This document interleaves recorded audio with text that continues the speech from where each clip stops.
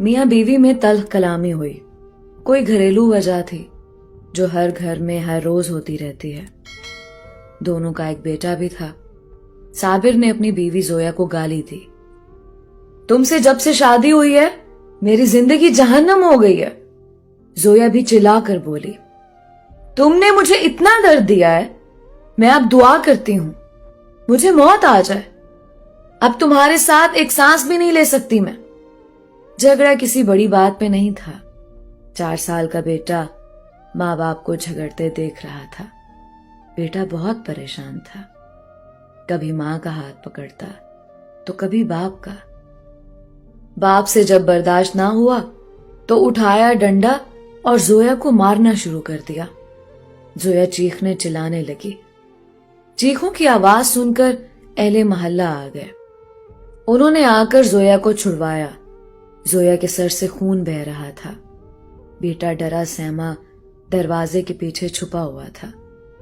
साबिर ने चिल्लाकर कहा, मैं तुमको तलाक देता हूं। 3 बार तलाक बोला और जोया बेटे को लिए मैके आ गई। बेटा था कि उसके दिल में एक अजीब सा डर घर कर चुका था। वो सबसे डरने लगा था। 4 साल का बेटा अम्मी की गोद में लेटा हुआ था। अम्मी का दुपट्टा मुंह पे ओढ़े सो जाता। मां से एक पल के लिए भी जुदा ना होता। इधर बाप ने कोर्ट में केस कर दिया, बेटा मैं अपने पास रखूंगा। कोर्ट से आया खत मौसूल हुआ। जोया के भाई ने खत पढ़ा, सब बताया। साबिर ने बेटे को अपने पास रखने के लिए केस दायर किया है। अगले हफ्ते सुनवाई है। बेटा मां के पल्लू से लगा हुआ। अम्मी बाबा क्या कहते हैं? बेटा अब 6 साल का हो चुका था। मां ने बताया, कुछ नहीं बेटा। माँ बाप को जुदा हुए 2 साल गुजर गए थे, लेकिन बेटा आज भी जब वो झगड़ा याद करता तो वो बुखार में मुब्तला हो जाता। पहली सुनवाई हुई। साबिर का वकील काफी बड़ा वकील था। केस साबिर के हक में जा रहा था। जोया महसूस कर रही थी, मैं बेटे को हार जाऊंगी। जोया घर आई। अजान मां से कहने लगा, हम क्यों अब्बू के पास जाते हैं?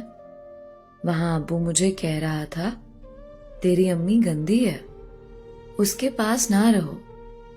बेटे ने मां का मुंह चूमा, हल्का सा मुस्कुराया। मेरी अम्मी सोनी है, गंदी नहीं है, पापा गंदा है। मां की आंख से आंसू बहने लगे। बेटा जो अभी 6 साल का था अपने नन्हे हाथों से मां के आंसू साफ करने लगा। मामा क्यों रो रही हो? मैं आपको छोड़कर नहीं जाऊंगा। बेटा मां की गोद में लेट गया। इतने में जोया का भाई आया।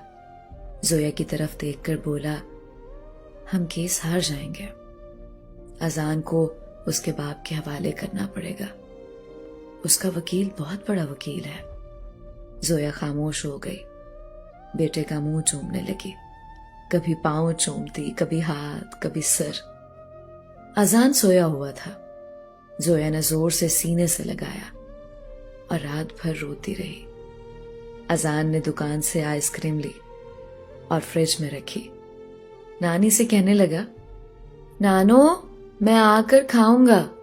मां ने अजान के चेहरे को हाथों में भरा और आहिस्ता से बोली, अजान बेटा, मामा साथ ना भी हुई तो खाना टाइम पर खाया करना, जिद ना किया करना और दुकान की गंदी चीजें ना खाया करना। रोज दांत को ब्रश किया करना। मामा तुमको रोज देखा करेंगी यहां से। बेटा नहीं समझ पा रहा था मामा ऐसी बातें क्यों कर रही है। मां ने हाथ पांव चूमे। आज फाइनल सुनवाई थी अदालत में। जोया बेटे को गोद में लिए बैठी हुई थी। दिल जोर जोर से धड़क रहा था। ख्याल यही था, काश मैं बर्दाश्त कर लेती, आज बेटे से जुदा ना होती, बेटे की खातिर खामोश रहती। इधर कार्रवाई शुरू हुई। जज साहब ने लिखा फैसला सुनाया। तमाम दलील सुनने के बाद हम इस नतीजे पर पहुंचे हैं کہ بیٹا اپنے باپ کے ساتھ رہے گا۔ فیصلہ سنتے ہی ماں کا کلیجہ پھٹ گیا۔ ماں بے ہوش ہو کر گر گئی۔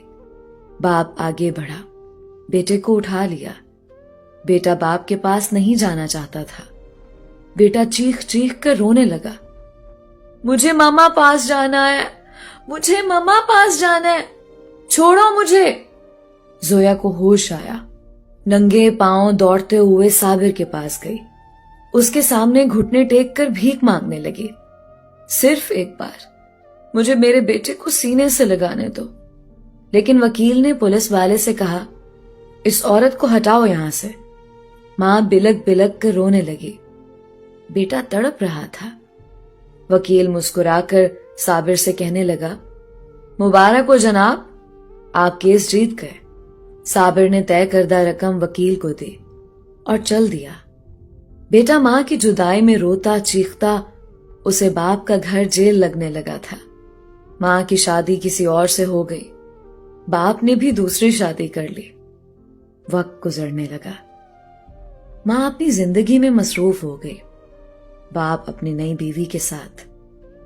اذان زندہ لاش بن کر جینے لگا۔ اذان کا نہ کوئی قصور تھا، نہ کوئی جرم تھا، نہ کوئی گناہ۔ بے گناہ سزا پائی تھی اذان نے۔ نہ اسکول پڑھ سکا، نہ زندگی میں کوئی مقام حاصل کر سکا۔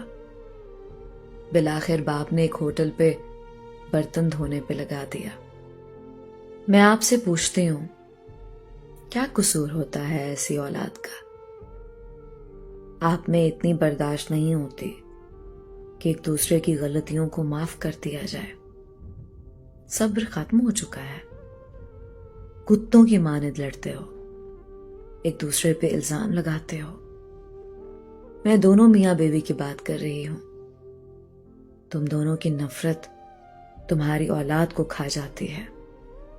پہلی شادی میں ایک دوسرے کی چھوٹی چھوٹی باتوں کو برداشت نہیں کرتے ہو، اور دوسری شادی میں بڑی سے بڑی بات پہ کمپرومائز کر لیتے ہو۔ نہ جانے آج بھی کتنے بچے ماں باپ کی زہر آلود نفرت پہ قربان ہو رہے ہوں گے، جو بے گناہ برباد کر دیے جائیں گے۔ میری تمام والدین سے ایک درخواست ہے، ایک دوسرے کو برداشت کرنا سیکھیں، ایک دوسرے کو سمجھنے کی کوشش کریں۔ شادی کے بعد میاں بیوی کی سوچ کا ملنا ضروری نہیں ہے، کیونکہ آپ لوگ دو الگ الگ انسان ہیں، الگ سوچ ہے، الگ خواہشات ہیں۔ نکاح کا مقصد ہی دو الگ انسانوں کو یکجان کرنا ہے۔ طلاق ہی ہر مسئلے کا حل نہیں ہے۔ آخرکار دوسری شادی ناکام کیوں نہیں ہوتی؟ اس کی وجہ کیا ہو سکتی ہے؟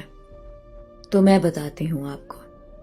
دوسری شادی اس لیے ناکام نہیں ہوتی کہ اس وقت ہم صبر کرنا سیکھ جاتے ہیں، برداشت کرنا سیکھ جاتے ہیں، ایک دوسرے کی غلطی کو اگنور کر کے آگے بڑھ جاتے ہیں۔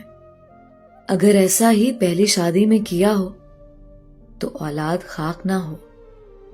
یہ کہانی سن کر اگر کسی نے اپنی اولاد کو خاک ہونے سے بچا لیا تو میرا مقصد مکمل ہو جائے گا۔